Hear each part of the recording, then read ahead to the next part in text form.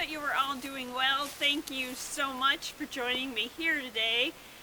We're going to talk about books, and it's such a beautiful day. It's a little chilly, but I thought since it's sunny and it's nice, I'd find a place out of the wind where we could talk about books. Our book for today is The Blood Years by Elana K. Arnold, and it is young adult historical fiction. And it takes place in Romania just prior to and during World War II. As you know, Romania is in Eastern Europe and has had a tumultuous history. The story begins with Rieke, her sister Astra, and their mother Anna waiting for the girl's father to come home, Anna's husband.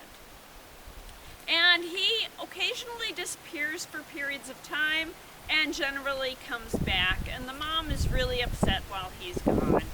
And this first time he does come back, but further down the line he doesn't return. And when the father isn't around, the girls are hungry, the mom is sad and withdrawn, and so her father, their grandfather, comes and takes them to live with him. And the girls are overjoyed to go live with their grandfather. Life is so much better when he's around, and they have plenty of food to eat. But their life is about to get a lot more complex.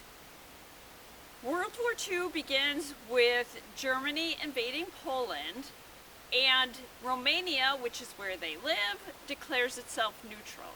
The people of Romania live in fear of invasion by not only Nazi Germany, but also by the Soviet army. And throughout the story, this is exactly what happens. They're invaded by one, then they're invaded by the other. And war affects all aspects of their lives. The Blood Years is a fictionalized account of the author's grandmother's life, and what I really appreciated is at the end of the book, there are pictures of the characters that are in the book, her actual ancestors.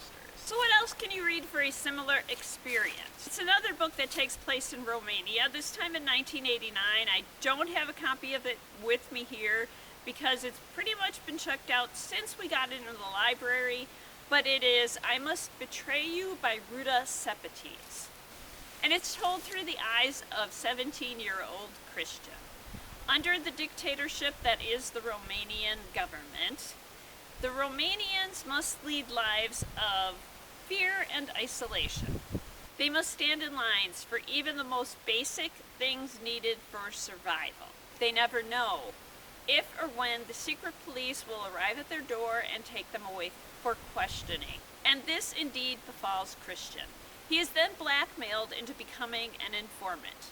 The dictator of Romania presents himself to other countries as being anti-communist, whereas the real story is so much different than that. Christian uses his position to undermine the political system, getting word out about the real conditions in Romania. And when the time arrives, he joins the fight for freedom. Our next book is Salt of the Sea by Ruta Sepetys.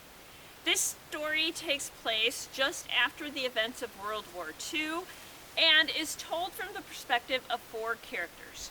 Joanna, a Lithuanian with nursing experience. Florian, a Prussian soldier fleeing the Nazis. Emilia, a Polish girl who is near the end of her pregnancy. And Alfred, a Nazi with delusions of grandeur. These four characters' lives intertwine as they travel to and try to gain passage aboard the Wilhelm Gustloff, a ship that will take them on a journey to safety and freedom. Our next book is a little different from the others in two ways. First, it is not young adult, it is adult. Secondly, while it is historical fiction, it's also got a bit of a fantasy twist, and it is The Historian by Elizabeth Kostova. I read it back in 2005. I haven't read it since, but I am going to be rereading it soon. It's one of my favorite books. Helen lives with her father, who is a diplomat. He travels extensively, and while he's away on one of his trips, Helen finds an old book, like ancient, and a packet of letters in her father's things. And as she looks at the packet of letters, they are addressed to my dear and unfortunate successor. When Helen asks her father about it, he reluctantly tells her the secrets of his past and her mother's mysterious fate. Helen is plunged into a world she never dreamed of, and she must decide if she will continue on a quest to follow her father on a path that nearly brought him to ruin. A good portion of this book takes place in 1972 in Eastern Europe.